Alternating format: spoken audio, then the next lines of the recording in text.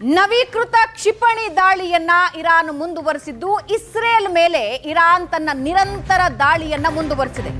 ನವೀಕೃತ ನಸ್ರುಲ್ಲಾ ಬ್ಯಾಲಿಸ್ಟಿಕ್ ಕ್ಷಿಪಣಿ ಮೂಲಕ ಐಆರ್ಜಿಸಿ ಅಟ್ಯಾಕ್ ಮಾಡಿದೆ. ಹೈಫಾ, ಅಶ್ಡೋಡ್ನ ಪ್ರಮುಖ ತೈಲ ಸಂಗ್ರಹಾರಗಳ ಮೇಲೆ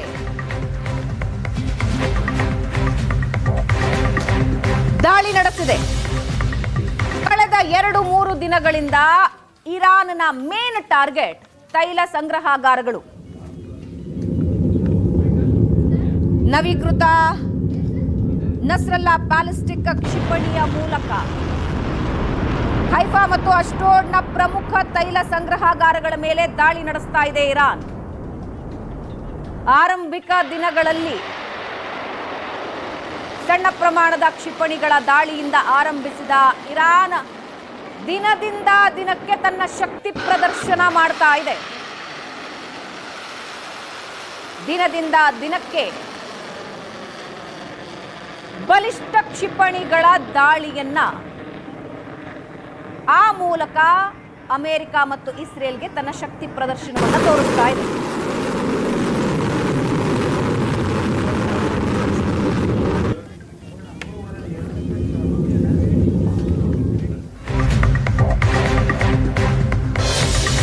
ಮಧ್ಯಪ್ರಾಚ್ಯದಲ್ಲಿ ಭೀಕರ ಸಂಘರ್ಷ ಮುಂದುವರಿದಿದೆ.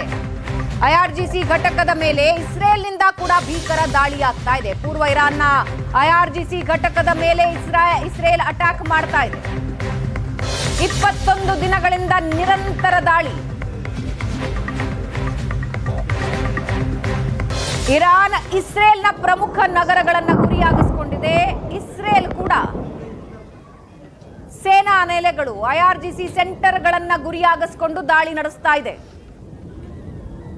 ಪೂರ್ವ ಇರಾನ್ನ ಐಆರ್ಜಿಸಿ ಮೇಲೆ ಇಸ್ರೇಲ್ ಅಟ್ಯಾಕ್ ಮಾಡಿದ್ದು, ಕಾರಲ್ಲಾ ಪ್ರಧಾನ ಕಚೇರಿ ಮೇಲೆ ದಾಳಿ ನಡೆದಿದೆ.